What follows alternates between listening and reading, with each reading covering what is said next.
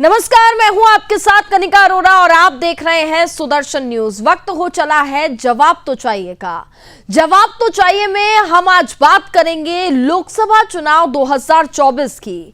पश्चिम बंगाल में सभी सीटों पर टीएमसी के अकेले चुनाव लड़ने की और ममता बनर्जी द्वारा फोड़े गए इंडी गठबंधन के ढोल की। टीएमसी प्रमुख ममता बनर्जी ने आज पश्चिम बंगाल की सभी लोकसभा सीटों पर अपने उम्मीदवारों की घोषणा कर दी है। ममता बनर्जी ने बंगाल में कांग्रेस को एक भी सीट नहीं दी है। एक तरफ बीजेपी के नेतृत्व वाला एनडीए है जिसका कुनबा लगातार बढ़ता जा रहा है, तो वहीं दूसरी तरफ कांग्रेस के नेतृत्व वाला इंडी गठबंधन है जो लगातार बिखरता जा रहा है। जब इंडी गठबंधन बनाया गया था तो विपक्षी दलों ने मोदी को हटाने की हुंकार भरी थी, लेकिन जैसे जैसे लोकसभा चुनाव नजदीक आ रहे हैं वैसे वैसे इंडी गठबंधन के किले की दीवारें लगातार दरकती जा रही हैं। इसी के साथ ममता बनर्जी ने बंगाल में एनआरसी लागू ना होने देने की भी बात कही है। आज जवाब तो चाहिए में हम बात करेंगे कि क्या ममता बनर्जी का यह कदम इंडी गठबंधन के ढोल को फोड़ने वाला है। क्या टीएमसी कांग्रेस गठबंधन टूटने से बंगाल में बीजेपी को फायदा मिलेगा। आज हमारा सवाल यह भी होगा कि क्या एनडीए के सामने इंडी गठबंधन फुस्सी बम साबित हो रहा है। क्या दरकता इंडी गठबंधन पीएम मोदी के 400 पार के लक्ष्य को आसान भी बना रहा है। करेंगे चर्चा हम इस पर। हमारे साथ तमाम हमारे गेस्ट भी जुड़ेंगे, लेकिन उससे पहले देखिए आप हमारी ये खास रिपोर्ट।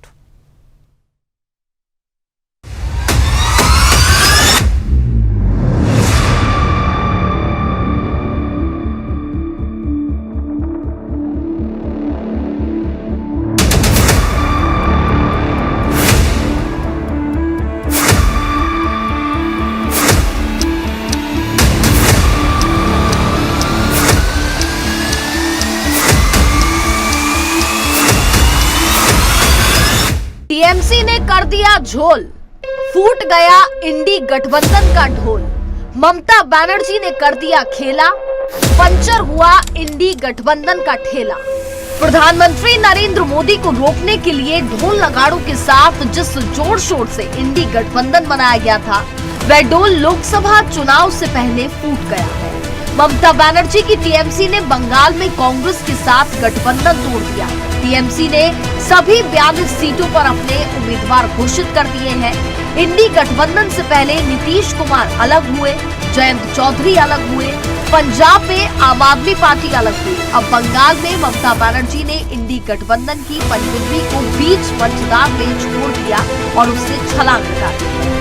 कांग्रेस के खिलाफ टीएमसी के आक्रोश का अंदाजा इस बात से लगाया जा सकता है कि उसने अधीर रंजन चौधरी के खिलाफ पूर्व क्रिकेटर यूसुफ पठान को प्रत्याशी बनाया है। टीएमसी किसी भी हाल में अधीर रंजन चौधरी को हराने पर आमादा है। टीएमसी ने कृष्णानगर से महुआ मोइत्रा, आसनसोल से शत्रुघ्न सिन्हा, श्रीरामपुर से कल्याण बनर्जी और दुर्गापुर से कीर्ति आजाद को मैदान में उतारा है।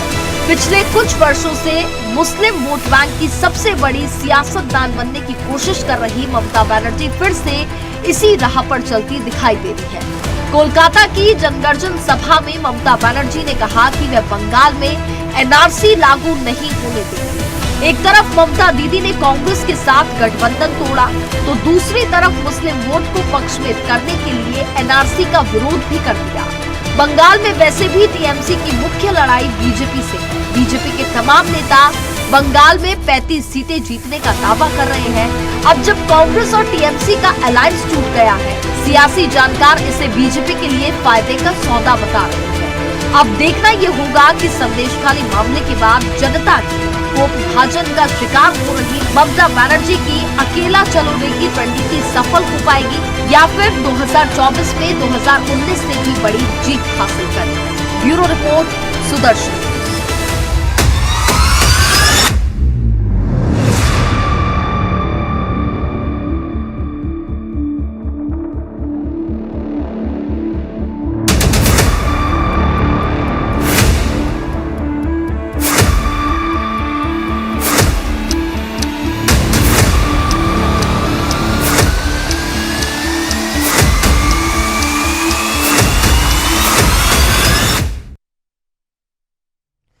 आज इसी पर चर्चा करेंगे कि पश्चिम बंगाल में टीएमसी का अकेले चुनाव लड़ना किस पार्टी के लिए कितना ज्यादा फायदेमंद साबित होने वाला है और किस पार्टी के लिए कितना ज्यादा नुकसानदायक हो सकता है। हमारे साथ हमारे तमाम गेस्ट भी इस वक्त जुड़ चुके हैं। उन गेस्ट से आपका परिचय हम करा देते हैं। सबसे पहले टीएमसी नेता शिल्पी चटर्जी हमारे साथ जुड़ गई हैं।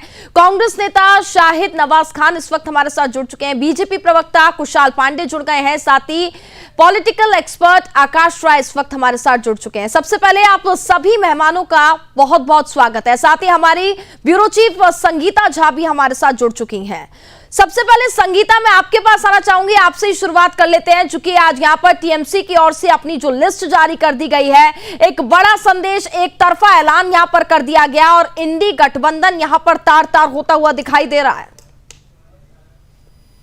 जी हाँ कनिका, मैं आपको बता दूं कि इसके पहले हमने देखा था किस तरह से इंडी जो गठबंधन हुआ था, जब पटना में हुआ था, सभी एक मंच पर नजर आए थे। उसके बाद आप देखिए कि धीरे धीरे किस तरह से सब ये टूट की तरफ जा रहा है। इंडिया अलायंस का नाम ममता बनर्जी ने ही कभी दिया था और साथ ही मैं आपको बता दूं कि पीएम उम्मीदवार का भी नाम ममता बनर्जी ने ही कहा था कि मल्लिकार्जुन खड़गे को दिखाया जाए। लेकिन आज देखिए कि कांग्रेस पूरी तरह से साफ है। आज ममता बनर्जी अकेले चुनाव लड़ रही है। उन्होंने इसके पहले भी जब राहुल गांधी की न्याय यात्रा शुरू हुई थी, उस दौरान भी कहा था कि राहुल गांधी जो यात्रा कर रहे हैं, हमारे पास किसी प्रकार की कोई सूची नहीं है और इसलिए उसको लेकर कहीं ना कहीं वो नाराज थी। उसके बाद उन्होंने साफ कह दिया था बीच में कि हम देंगे अगर कांग्रेस को तो 5 सीट ही देंगे। फिर आप देखिए कि आज जब सीटों का ऐलान हुआ, उम्मीदवारों के नामों का ऐलान हुआ, तो वहां पर वो अकेले आ रही है। टीएमसी अकेले चुनाव लड़ेंगे। उन्होंने अपने उम्मीदवार फिर से उतारे, जो पुराने उम्मीदवार थे उन्हीं पर भरोसा दिखाया। कुछ नए नाम हमारे सामने आए, जिनमें से आप ये यूनुस पठान को जो दिया गया है, जहां पर कि मुस्लिम वोटर का एक मतलब कहीं ना कहीं मुस्लिम वोटर वहां पर काफी संख्या में है, 52% वहां पर मुस्लिम वोटर है। ये देखकर यूनुस पठान को वहां पर एज ए क्रिकेटर जो है उन्हें लाया गया है। फिर आप देखिए कि अर्जुन सिंह, जिनको लेकर काफी ज्यादा चर्चा हो रही थी, अर्जुन सिंह को वहीं किनारा कर दिया गया है। जो अर्जुन सिंह कभी बीजेपी में थे, बीजेपी से वो टीएमसी में आए थे, उन्हें किनारा कर दिया गया है। बिल्कुल संगीता, आप बने रहिए हमारे साथ और अब अपने मेहमानों के पास चलते हैं। शाहिद जी, सबसे पहले आपके पास आना चाहूंगी, जानना चाहूंगी, आपने तमाम प्रयास किए टीएमसी के साथ गठबंधन करने के, तमाम बैठकें भी हुई, ममता बनर्जी उसका हिस्सा भी रही, कहां पर पेच फंस गया? और उससे पहले अगर लोकसभा चुनाव से पहले हम देखें तो ममता दीदी ने तो आपके साथ ही खेला कर दिया। शाहिद जी सर, आपकी आवाज मेरे तक नहीं पहुंच पा रही है। सर अनम्यूट कीजिएगा। सॉरी जी कनिका जी, सबसे पहले तो मैं आपसे कहना चाहूंगा कि आप इंडी को पहले इंडिया कहें। अच्छा, Indian national developmental inclusive alliance है ये। ठीक है, अलायंस तो रहा क्या पश्चिम बंगाल में? अब मैं सुधार कर रहा हूं कि इसको इंडी नहीं इंडिया कहें। अच्छा, जहां तक आपने आज जो अनाउंसमेंट हुआ है टीएमसी पार्टी की तरफ से, तो हाँ, ये ममता बनर्जी और तृणमूल कांग्रेस का अपना स्टैंड है। उन्होंने 42 सीट पे कैंडिडेट दिया। देखिए, हमारा जो इंडिया अलायंस है ये सिर्फ पश्चिम बंगाल के लिए नहीं, ये नेशनल लेवल पे है। इसमें ये नहीं कि सिर्फ टीएमसी थी, बाकी और भी दलें हैं जिनके साथ हमारे, देख रहे होंगे आपके, सीट शेयरिंग हो रही है। हमारा अलायंस बरकरार है और इंडिया जो अलायंस है वो अभी भी बरकरार है। आप बंगाल में देखें कि हाँ, ममता बनर्जी ने अनाउंस किया है।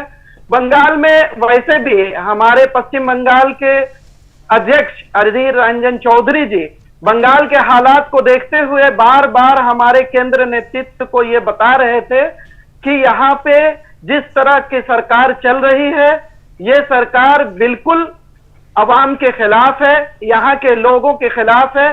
तो कहीं ना कहीं इस चीज को लेकर दिल्ली भी अपना रुख अपनाए हुए थी और हम लोग इंडिया अलायंस के लिए हम लोगों के तरफ से, चूंकि तमाम पार्टियों का समर्थन मिल रहा था, इसलिए हम लोग उसमें तृणमूल भी शामिल थे। अब आज उन्होंने ऐलान कर ही दिया है, तो फिर हमारे हाई कमांड का जो निर्देश होगा वो यहाँ पश्चिम बंगाल कांग्रेस पार्टी उसको स्वीकार करेगी। नहीं, सवाल तो देखिए ये भी है ना कि गठबंधन जब बना तो मोदी को हराने की बात आप लोग कर रहे थे, बहुत जोरों शोरों पर ये गठबंधन बना, लेकिन जैसे जैसे लोकसभा चुनाव नजदीक आ रहे हैं हम देख रहे हैं कि कांग्रेस पार्टी छोड़ भारतीय जनता पार्टी में तमाम दिग्गज नेता उनका दामन थाम रहे हैं, उनका साथ थाम रहे हैं। आखिरकार अगर आप जनता को ये संदेश देना चाह रहे हैं कि हम एक गठबंधन कर रहे हैं, हम लड़ रहे हैं मोदी के खिलाफ, तो आखिरकार ये कैसा संदेश जा रहा है, पहले तो ये भी बताइए। कनिका जी, मोदी के खिलाफ ये बात कहना उतना बेहतर नहीं होगा जितना बेहतर ये होगा कि हम ये लड़ाई देश को संभालने के लिए, देश की सुरक्षा के लिए, संविधान को बचाने के लिए, युवाओं को जो रोजगार नहीं मिल रहा उनके खिलाफ जो अन्याय हो रहा है उसके लिए, महिलाओं को सुरक्षा नहीं मिल रही है उनके खिलाफ जो अन्याय हो रहा है उसके लिए हम ये लड़ाई उस लिए लिए थे। इंडिया जोट इसलिए बन रहा था कि देश के संविधान को बचाया जाए।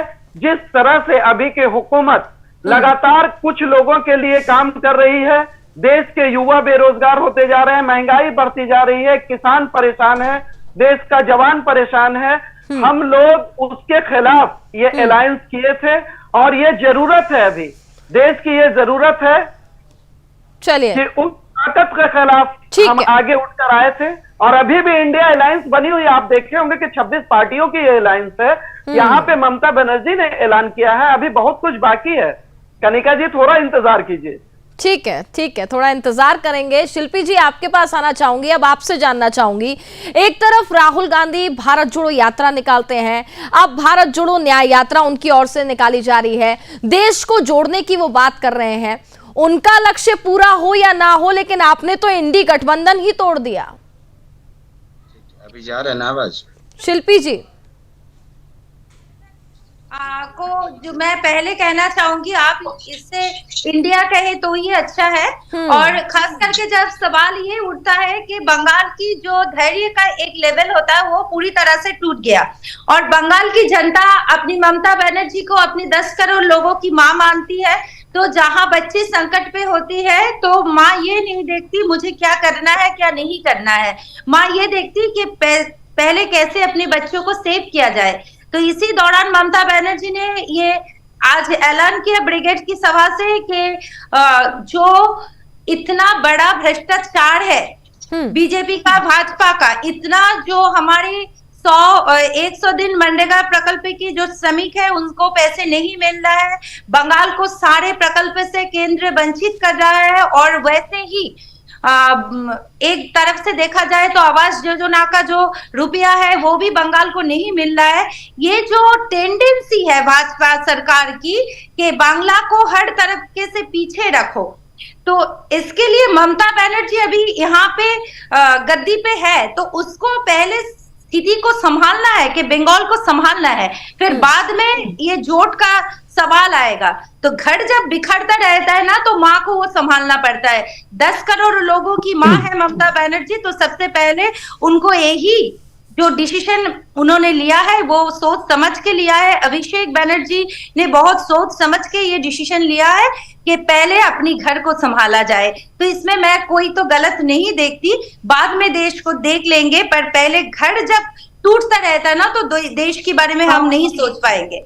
तो ये सिर्फ बंगाल की बात नहीं है, ये सारे देश का सवाल है। तो देश में क्या होगा, कैसे गठबंधन रहेगा वो हम देख लेंगे, पर जहां की बंगाल की सवाल है, अब जनगठन सभा आज था ब्रिगेड में, तो ये धैर्य का जो बांध था ये टूट चुका है। अब बंगाल की पब्लिक और नहीं सहन सकता।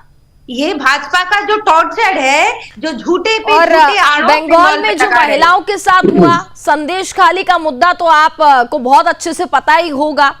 नहीं, ये भी मैं मानती हूँ, और मैं यही नहीं, 8 मार्च जब अंतर्जातिक नारी दिवस थी उसमें संदेश खाली की बहुत सारी औरतें ममता बनर्जी के साथ प्लेकेट लेके शामिल हुई कि किसको भी बोले तो अत्याचार मेरे साथ नहीं, बगल में जो थी उसके साथ हुआ है। और भाजपा का एक लीडर ही है आपका जो चैनल पे आके बैठ गए, आप तो उन्होंने बोली है कि मेरे पे टॉर्चर हुआ। तो ऐसे जो जब जहां भी भाजपा ने भेजा किसी ना किसी को, ईडी सीबीआई को, वहां का सरकार गिर गया। तो खास करके देखा कि बंगाल में इस बार ये नहीं चला, ये जो टैक्टिस है भाजपा का ये नहीं चला। अभी तो आप बात कर रही हैं, आप बात कर रही हैं और आप कह रही हैं कि पहले जो घर बिखर रहा है उसको संभालना जरूरी है। अभिषेक बैनर्जी ने एक बात कही, उन्होंने कहा, और एक बहुत बड़ी बात है, उन्होंने ये भी कहा कि जितनी बड़ी दुश्मन हमारी भारतीय जनता पार्टी है उतनी बड़ी अधीर रंजन चौधरी की कांग्रेस पार्टी है। भाई आखिर दुश्मनी किससे है, लड़ाई किससे, अधीर रंजन चौधरी से या फिर राहुल गांधी से? लड़ाई हमें है भ्रष्टाचार के खिलाफ। तो ये बयान क्यों दिया, अधिकार के खिलाफ ये बयान क्यों दिया? इस बयान के हम क्या मायने निकालें कि अधीर रंजन चौधरी की कांग्रेस पार्टी वो भी हमारी उतनी बड़ी दुश्मन है जितनी भारतीय जनता पार्टी है? अगर उन्होंने भारतीय जनता पार्टी को ये जो भ्रष्टाचार है उसका जो बंगाल के साथ जो लगातार प्रॉब्लम क्रिएट कर रहा है, बंगाल को हर प्रकल्प से वंचित कर रहा है, इसी बात पे अगर कोई भी बात, कोई भी समर्थन अधीर रंजन चौधरी ने किया होगा तो उन्हीं बात पे अभिषेक बनर्जी ने ये बात कह सकता है कि जैसे भी बंगाल के वंचित करने का सवाल उठेगा उसमें हम किसी को नहीं छोड़ेंगे। उसमें अधीर रंजन चौधरी अगर उसकी आवाज के साथ भाजपा के साउंड के साथ अगर साउंड मिलाएगा तो हम यही कहेंगे कि ये भी गलत है। जहां तक बंगाल की अधिकार का सवाल है उसमें हम किसी के साथ कॉम्प्रोमाइज नहीं करेंगे। पहले हमारे लिए बंगाल की जनता है, उसके बाद अधीर रंजन चौधरी है, उसके बाद मोदी है आता है, उसके बाद भाजपा आता है। ठीक है, कुशाल जी आपके पास आना चाहूंगे, आपसे जानना चाहूंगी कितना फायदा अब आपको होगा। 35 सीटें जीतने की बात तो आप वैसे ही कर रहे थे और खुश तो आज आप बहुत ज्यादा होंगे। कुशाल जी, पहले तो हम जी सबसे पहले तो ये कहना चाहेंगे कि जो महागठबंधन का ये नाटक चल रहा था, चाहे उसमें तृणमूल कांग्रेस हो चाहे कांग्रेस हो, ये महागठबंधन था। और ममता बनर्जी का पुराना इतिहास रहा है कि ममता बनर्जी का ऐसा कोई सगा नहीं जिसको उन्होंने ठगा नहीं, तो उन्होंने लास्ट में कांग्रेस को भी ठग लिया। और तृणमूल कांग्रेस के प्रवक्ता ने पहले ही बता दिया कि हम पहले अपना घर संभालेंगे।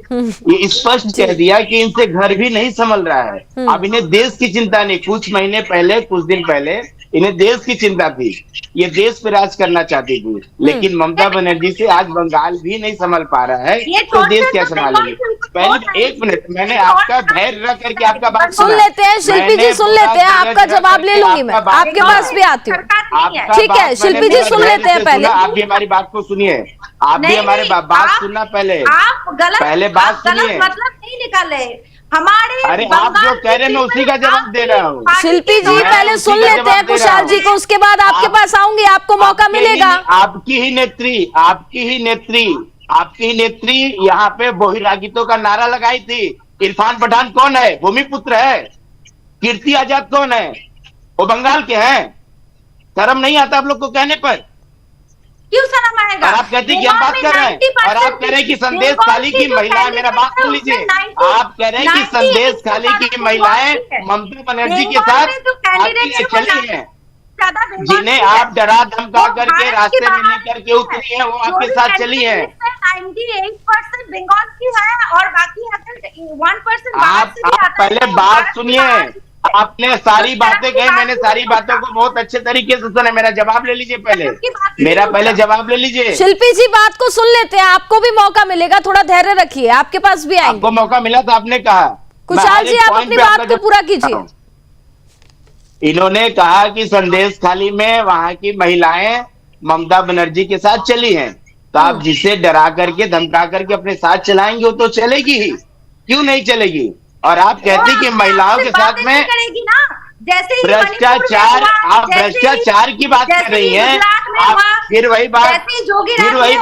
अरे पहले आप जवाब सुन लीजिए, उसके बाद आप कहेंगे ना, हम सुनेंगे आपका बात। 8 मार्च को अपनी बयान कह दी ना, नारी दिवस के दिन एक डेड बॉडी, नारी दिवस के दिन एक डेड बॉडी ममता बनर्जी के ही लोकसभा क्षेत्र से, साउथ कलकत्ता के क्षेत्र से मिला है। नारी दिवस के दिन संदेश खाली जाने से अग्निमित्रा पाल और लॉकेट चटर्जी को रोका गया, फाल्गुनी पात्रा को रोका गया। क्या वो नारी नहीं है? वो बंगाल की नारी नहीं है? हमारे आमखान चला अपने केंद्र में, नहीं आप और आप, लॉकडाउन अरे वो नारी नहीं है, अब वो नारी है कि नहीं ये बताइए। आग लगा दिया, वही आग से वो पेट्रोल। हाँ भाजपा ने संदेश खाली में पैदा, चलिए कुशाल जी, तो भाजपा ने कुशाल जी मेरा पैदा किसने किया? तृणमूल कांग्रेस ने किया। अपनी लोकसभा, आप भ्रष्टाचार की बात कर रही है। आपके बंगाल के मंत्री, आपके बंगाल के मंत्रियों के घर में 2,000 का नोट मिल रहा है, आप भ्रष्टाचार की बात कर रही है। आज के टाइम में माटी मानुष की तृणमूल कांग्रेस नहीं रही है, चोर की तृणमूल कांग्रेस बन चुकी है, और आज के टाइम में सारे चोर लोग हैं वहाँ पर। बंगाल की मिट्टी है, ठीक है बंगाल में, ठीक है। सुनिए शिल्पी जी, ममता बनर्जी अपनी सरकार, ममता बनर्जी ने ही कहा था ना, बहिरागी तो बाहरी लोग। इरफान पठान कौन है? आपके पास बंगाल में उम्मीदवार नहीं है। शिल्पी जी और कुशाल जी, अगर आप दोनों एक साथ बोलेंगे तो किसी को कुछ समझ नहीं आएगा। एक एक करके आप लोग अपनी बात को रख सकते हैं। आप दोनों को पैनल में इसलिए लाया गया है। शिल्पी चटर्जी जी का बात मैंने शांतिपूर्वक सुना। शिल्पी जी पहले कुशाल जी को सुन लेते हैं, आपको मैं दोबारा मौका दूंगी, समय है मेरे पास। इनकी नेत्री ने ही बाहरी का नारा लगाया था। मैं पूछना चाहता हूँ, इरफान पठान कहाँ के हैं? बंगाल के हैं। कीर्ति आजाद कहाँ के हैं? बंगाल के हैं। ठीक है। शत्रुघ्न सिन्हा कहाँ के हैं? बंगाल के हैं। पहली बात। दूसरी बात, इन्होंने कहा कि भ्रष्टाचार, तृणमूल कांग्रेस से बड़ा भ्रष्टाचारी पार्टी इस पूरे भारत में नहीं है। इनके मंत्री, इनके एमएलए, इनके सांसद, इनके पार्षद सारे भ्रष्टाचार से लिप्त हैं। और तीसरी बात है, महिलाओं की बात कर रही है, महिलाओं की सम्मान की बात कर रही है, संदेश खाली की बात कर रही है। संदेश खाली में अगर सीबीआई और ईडी को सही तरीके से काम करने दिया गया होता तो शेख शाहजहां 55 दिन से इनके पास नहीं रहता, ईडी के पास में रहता। 55 मिनट में ईडी और सीबीआई उसे खोज निकालती। ठीक है। आप शिल्पी जी से जवाब लेंगे, लेकिन उससे पहले जी आकाश जी, मैं आपके पास आना चाहूंगी और आपसे ये जानना चाहूंगी कि टीएमसी, ठीक है, मैं उनसे जवाब लूंगी। कम सीट पा रही है, ठीक है, 15 सीट पर सिमट जाएंगी, चिंता मत कीजिए। ठीक है कुशाल जी, बाहर से लाना पड़ रहा है। कुशाल जी, ठीक है। शिल्पी जी मैं आपके पास आऊंगी, आपसे भी जवाब लूंगी। देश से मतलब नहीं है, मुझे पहले घर देखना। आपने तो पहले ही कह दिया कि मुझे देश से मतलब नहीं है। बंगाल की राज कितने सर पैनल में और भी लोग हैं, बंगाल जल रहा है। ठीक है, पैनल में और भी लोग हैं, उनसे भी चर्चा कर लेते हैं। आकाश जी आपके पास आना चाहूंगी और आपसे जानना चाहूंगी, टीएमसी और कांग्रेस अगर मिलकर लड़ते तो क्या सिनेरियो होता, और अब चूंकि टीएमसी अकेले लड़ रही है तो इससे किस पार्टी को कितना फायदा और कितना नुकसान? देखिए, मैं कहना यही चाहूंगा कि दोनों पार्टियां अगर टीएमसी और तृणमूल एक साथ अगर लड़ती तो कोई खास फर्क ज्यादा नहीं पड़ने वाला था। ये सच है। बंगाल में अगर दोनों पार्टियां साथ भी लड़ती तो ज्यादा फर्क नहीं पड़ने वाला था। और खास करके हमारे मुख्यमंत्री जो है, पश्चिम बंगाल की माननीय मुख्यमंत्री ममता बनर्जी, वो हमेशा से कहती रही है कि तृणमूल जो है वो अपनी जगह नहीं छोड़ने वाला है। 42 सीटों पे उन्होंने शुरू से ही कहा था, और 1-2 सीटों की बात चल रही थी शुरू से कि वो कांग्रेस को देने वाली हैं, लेकिन वो भी पूर्णतः आज साबित हो गया कि वो एक भी सीट नहीं देना चाहती हैं। तो इन गठबंधन को लेके तो ये तय हो गया है कि वो जो अपना लेके वो नहीं देने वाली है, ये तय हो गया। लेकिन साथ में अगर लड़ती भी कांग्रेस तो ज्यादा वोट गेन नहीं कर पाती, इतना माना जा सकता है। तो अब क्या भारतीय जनता पार्टी को इसका पूरा फायदा मिलने वाला, ये फायदे का सौदा होगा भारतीय जनता पार्टी के लिए आपके हिसाब से? देखिए, मैं चुनाव को बंगाल में एक अलग ही रूप से मैं देखता आया हूँ। जितना अपना अनुभव है या पिछला जो इतिहास रहा है, यहाँ पे फायदा उसी पार्टी को होती है जो माने कितने हिंसात्मक होती है यहाँ की चुनाव, ये किसी से छुपा हुआ नहीं है। फायदा और रिजल्ट का जो परिणाम होता है वो बाद की बात होती है, लेकिन पार्टियों का जो वोट प्रतिशत है, अभी जिन सीटों पे उम्मीदवार उतारा गया, मैं आपको बता देना चाहता हूँ। हुगली से भी उम्मीदवार उतारे गए हैं, दुर्गापुर सीट से कीर्ति आजाद को उतारा गया है, और हुगली से रचना बनर्जी जी को उतारा गया है। यहाँ पे वोटों का मार्जिन जीत का जिस हिसाब से था, उस हिसाब से ये आगे पीछे ज्यादा नहीं रहने वाला है। तो ये तय है कि वोट का प्रतिशत जो है वो अपने अनुरूप रहेगा। ठीक है शिल्पी जी, अब आप अपनी बात को पूरा कर सकती हैं। सवाल तो जहां तक ये है कि ईडी और सीबीआई जो बंगाल का डेली पैसेंजर बन गया, उनके आगे सब्जेक्ट ये और बंगाल को मतलब सह गया, तो नई इससे तरफ से थोड़ा सा मोड़ घुराने के लिए ही ये संदेश खाली को लाया गया है। संदेश खाली में एक लीडर बीजेपी का जिनके साथ बड़े बड़े लोगों का मिलना जुलना है, उसका नाम है विकास सिंह। तो अगर इतने दिन कुछ हुआ तो वो कहाँ पे थी? वो तो वहीं पे थी। और जहां तक ये लॉकेट का सवाल किया है ना, तो लॉकेट को जाने के लिए लॉकेट जहां पे मैं रहती हूँ वहां का सांसद है। इतने दिन गुजर गए, लॉकेट को किसी ने भी 5 साल में कहीं नहीं देखा। वो हमारे एक कहावत है, बसंत आता है तो कोयल बोलती है कू कू, वो ऐसे ही आते हैं और अपनी सूरत दिखा के चले जाते हैं। 5 साल पहले आया था जब चुनाव के लिए वो लड़ने के लिए आई थी, वोट में जीत गया, उसके बाद उसकी सूरत किसी ने भी नहीं देखा। और फिर अभी चुनाव आया तो फिर आया। चलिए ठीक है शिल्पी जी, आगे भी हम चर्चा करेंगे